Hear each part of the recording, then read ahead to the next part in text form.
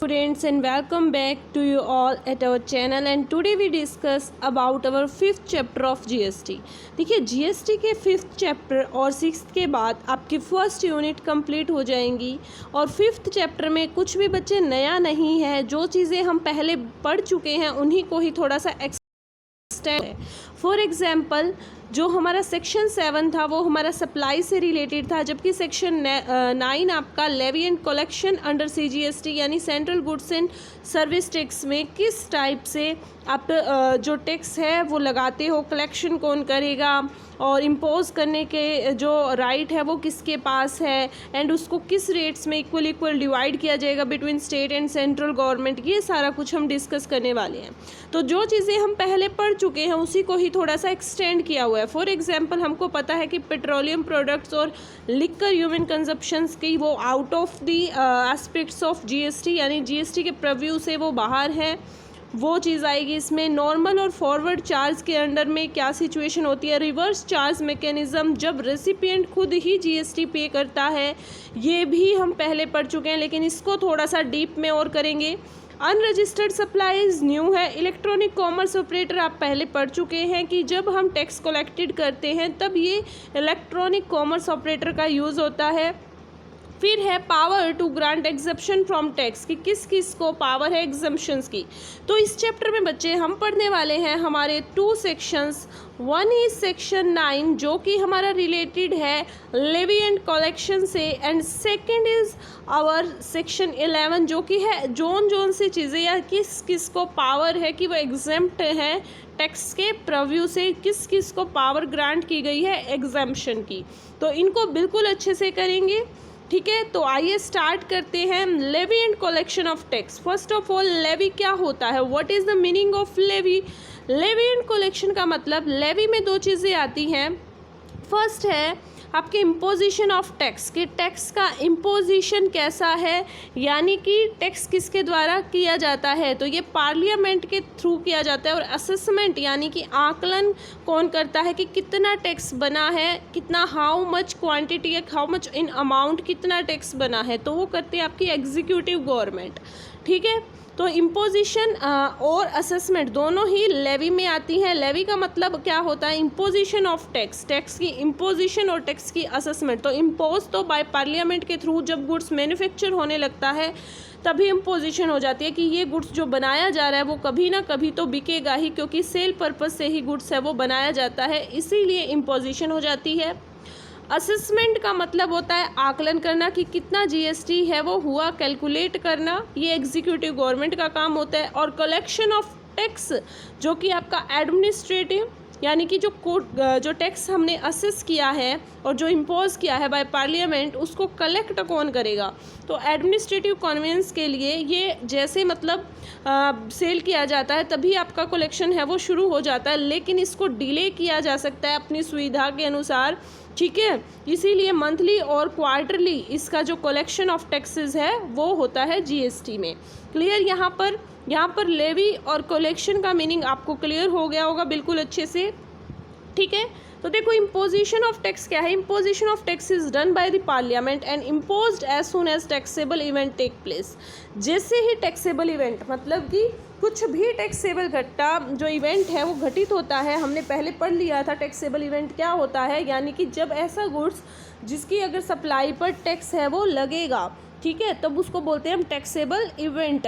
क्या है, उसका मैन्युफैक्चर हुआ हो तभी से ही इम्पोजिशन स्टार्ट हो जाती है, क्योंकि कोई भी गुड्स अगर मैन्युफैक्चर किया है तो उसके ऊपर क्या होगा, टैक्स तो पे करना ही पड़ेगा, GST तो पे करेगा ही, चाहे कोई भी कंजप्ट करे, ठीक है। इसीलिए इम्पोजिशन ऑफ टैक्स सबसे पहला स्टेप, फर्स्ट स्टेप होता है। असेसमेंट आपका हमेशा कौन करेगा, कैलकुलेशन होती है असेसमेंट एग्जीक्यूटिव गवर्नमेंट करेगी।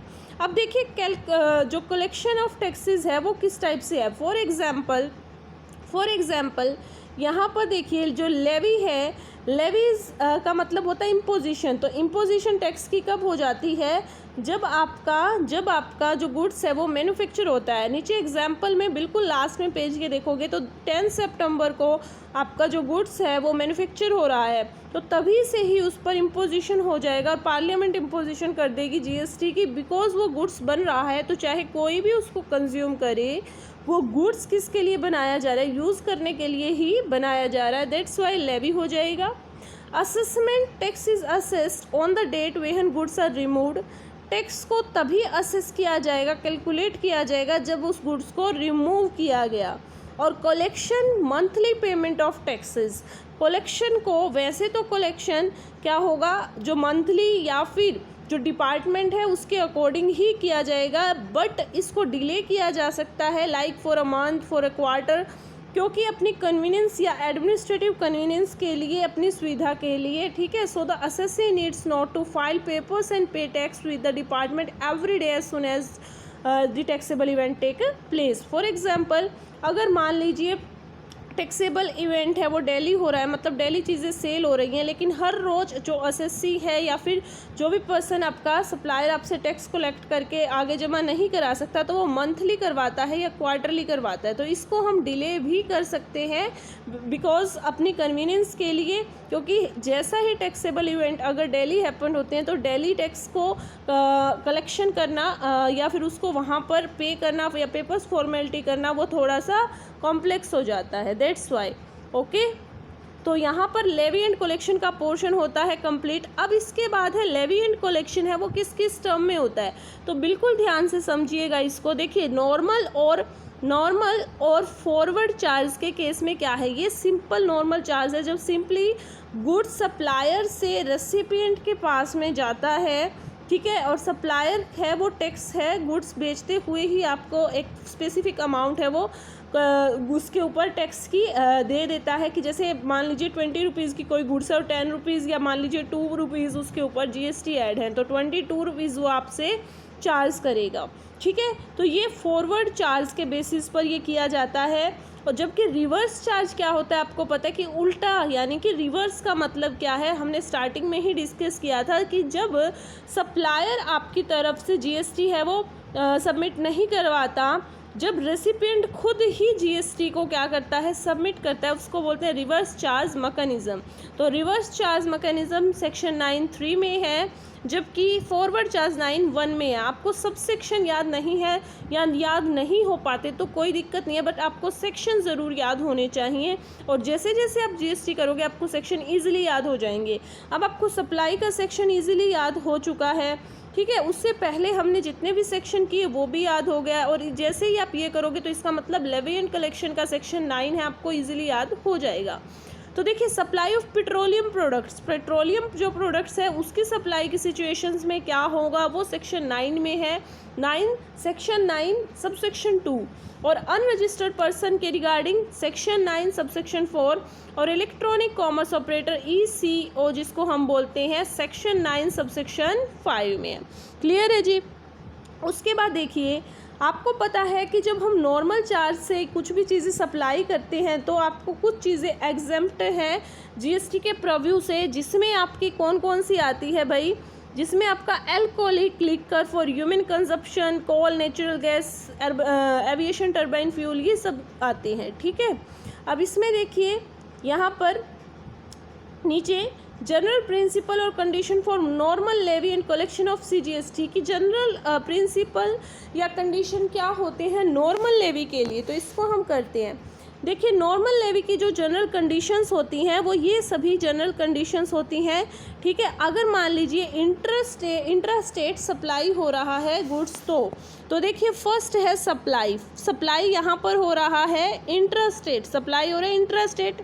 वैल्यू फॉर लेवी, तो वैल्यू यहाँ पर है भाई आपकी, वैल्यू फॉर लेवी है आपकी ट्रांजैक्शंस वैल्यू, जो कि डिटरमाइन की गई थी सेक्शन 15 के अंदर। सेक्शन 15 में जो ट्रांजैक्शंस वैल्यू डिटरमाइन की वो आपकी वैल्यू कहलाएगी, ठीक है। और जीएसटी रेट्स आपको पता है कि मैक्सिमम जो जीएसटी की रेट 28% है, और ये पता है कैसे होती है, 14% CGST और 14% SGST, ठीक है। लेकिन मैक्सिमम कितनी हो सकती है, मैक्सिमम कितनी हो सकती है भाई, 20% CGST और 20% आपका SGST, तो यानी मैक्सिमम हो सकती है 40% टोटल, ठीक है। तो मैक्सिमम 20% हो सकती है इंडिविजुअल और 40% टोटल हो सकती है। तो यहाँ पर हम लेके चले हैं 40%, ठीक है, जो मैक्सिमम रेट है वो लेकर चले हैं। फिर है items temporary been kept out and GST. कौन कौन से आइटम्स जीएसटी के प्रव्यू से बाहर हैं तो वो आपको पता है, नेचुरल गैस है, एविएशन टर्बाइन फ्यूल है, पेट्रोलियम एंड कोल प्रोडक्ट है और ह्यूमन कंजप्शन के लिए लिक्कर है। ये सब बाहर रहेंगे जीएसटी के प्रव्यू से। ठीक है, alcoholic liquor kept out from the GST, यानी जीएसटी उसके ऊपर नहीं लगेगा। और collection of CGST central government करेगी। Payable by the taxable person normally supplier. कौन पे करेगा? ये सप्लायर, आपसे ही, कंज्यूमर से ही, गुड्स में ही एक स्पेसिफिक अमाउंट टैक्स की ऐड करवाकर ये पूरी अमाउंट आपका सप्लायर ले लेता है, चार्ज कर लेता है जैसे ही गुड्स सेल करता है, और बाद में ये पे करेगा टैक्स अथॉरिटीज़ को। ठीक है, क्लियर बात। नीचे देखिए आपको जीएसटी की रेट्स वगैरह गिवन है, इन सब के बारे में हम पहले पढ़ चुके हैं तो इसको दोबारा से रिपीट नहीं करेंगे। नेक्स्ट है हमारा जीएसटी की रेट्स। तो जीएसटी की रेट्स आप देखिए, प्रेजेंट रेट्स जीएसटी की और मैक्सिमम रेट्स। तो ये रेट्स मैंने आपको बताई हैं बच्चे। यहाँ पर except from, apart from nil rate है। तो सबसे पहले आपकी 0%, ठीक है, और फिर 5%, फिर 12% है आपके, फिर 18% है और फिर 28% है। ठीक है, तो यहाँ पर देखो आप, एक बात है यहाँ पर कि 28% कैसे है, तो 14% सीजीएसटी और 14% एसजीएसटी मिलाकर 28 है। दूसरी चीज़ यहाँ पर 3.25 की एक रेट आती है, वो आपकी मेटल्स वगैरह के ऊपर लगती है। लेकिन यहाँ पर जीएसटी की अगर हम 5 रेट्स की बात करें तो उसमें यही है। और 0% आप कहोगे कि मैम जब जीएसटी की रेट्स है वो 0% क्यों रखी गई, क्योंकि 0% पे तो कोई टैक्स नहीं है, तो इससे अच्छा तो उसके ऊपर एग्जम्प्ट ही कर देते। 0% गवर्नमेंट ने इसलिए रखा है कि हाल फिलहाल अब करंट में इन जो कैटेगरीज 0% के अंडर जो गुड्स आती हैं उनके ऊपर टैक्स नहीं लग रहा, लेकिन इन फ्यूचर लग सकता है, इसीलिए ये 0% में है। जबकि जो एग्जम्प्ट है उनके ऊपर तो अभी भी नहीं है और फ्यूचर में भी नहीं है, लेकिन अगर जीएसटी में कुछ चेंजेस हो जाते हैं, कुछ अमेंडमेंट्स होती हैं तो लग सकता है। क्लियर बात। तो इसीलिए 0% की भी रेट एक अलग से है। और इसके साथ ये बता दूं कि इंडिया में जीएसटी की हाईएस्ट रेट है वो फॉलो की जाती है और जीएसटी का स्ट्रक्चर कैनेडियन कंट्री के बेस पर है। क्लियर बात। अब देखिए आइटम्स जो बाहर हैं जीएसटी के प्रव्यू से, जो जीएसटी में इंक्लूड नहीं है, तो items temporarily being kept out from the GST, यानी कि जिसके ऊपर जीएसटी हम लेवी नहीं कर सकते, पेट्रोलियम और crude oil, high speed diesel, यानी ये जितने भी पेट्रोलियम प्रोडक्ट हैं, क्रूड ऑयल, पेट्रोलियम, डीजल, ये सभी, ठीक है, commonly known as petrol motor spirit, जिसको कि हम पेट्रोल ही बोलते हैं, natural gas, aviation turbine fuel. Aviation turbine fuel जिनको नहीं पता बता देती हूँ, वो होता है जो एविएशन में, यानी कि जो एयरक्राफ्ट वगैरह में जो फ्यूल यूज़ होता है उसको बोलते हैं aviation turbine fuel and electricity, और इसके साथ में ह्यूमन कंजप्शंस के लिए लिक्कर भी। ओके, अब देखिए supply of alcoholic liquor for human consumption.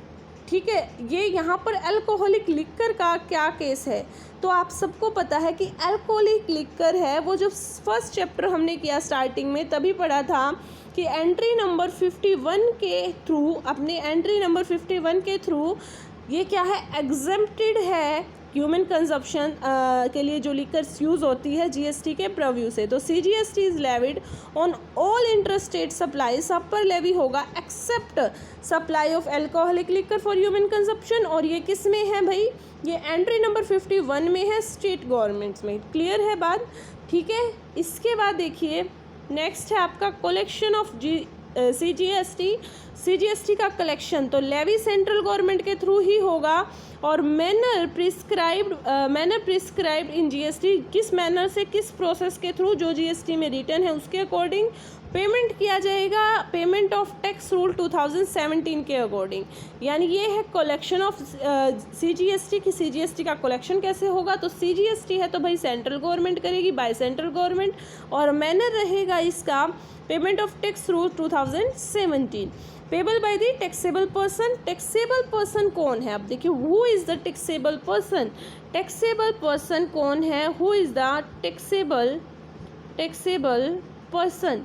Taxable person वो है भाई, टैक्सेबल पर्सन वो है जीएसटी में टैक्सेबल पर्सन है जो जीएसटी में रजिस्टर्ड है पर्सन और लायबल है टैक्स पे करने के अंडर जीएसटी एक्ट 2017, उस पर्सन को हम टैक्सेबल पर्सन बोलते हैं। ठीक है, तो ये आज के लिए इतना ही। इस पोर्शन में हमने किया है कि सेक्शन कौन सा है, लेवी एंड असेसमेंट या कलेक्शन ऑफ टैक्स है वो कैसे होता है जीएसटी का। ठीक है, इम्पोजिशन और असेसमेंट लेवी में आते हैं आपका। फिर उसके बाद है आपका हमने किया कि कौन कौन सी रेट्स हैं और कौन कौन से सेक्शंस हैं, reverse charge, eco mechanism, normal, forward charge, and last हमने किया कलेक्शन ऑफ सीजीएसटी किस टाइप से होगा। तो अब इसमें जो नेक्स्ट पार्ट जो हम वीडियो करेंगे या नेक्स्ट जो हमारी क्लास रहेगी उसमें हम बेटा करेंगे हमारा सप्लाई ऑफ पेट्रोलियम प्रोडक्ट्स का क्या पूरा सिस्टम है। सेक्शन 9 सबसेक्शन 2 को हम बिल्कुल अच्छे से डिटेल में डिस्कस करेंगे। Okay, so that's all for today and आप अपनी पढ़ाई को कंटिन्यू रखें। We will meet soon in our next class in which we discuss, जिसमें हम डिस्कस करेंगे हमारे पेट्रोलियम प्रोडक्ट्स के बारे में और एक तो टॉपिक और। तो टोटल ये चैप्टर टोटल आपका 3 पार्ट में कवर होगा। ओके, सो आप अपनी पढ़ाई को बिल्कुल अच्छे से जारी रखें। जितना आपको डेली आप देखते हैं उतना आप ज़रूर अटेम्प्ट करें। Okay, thank you so much for watching.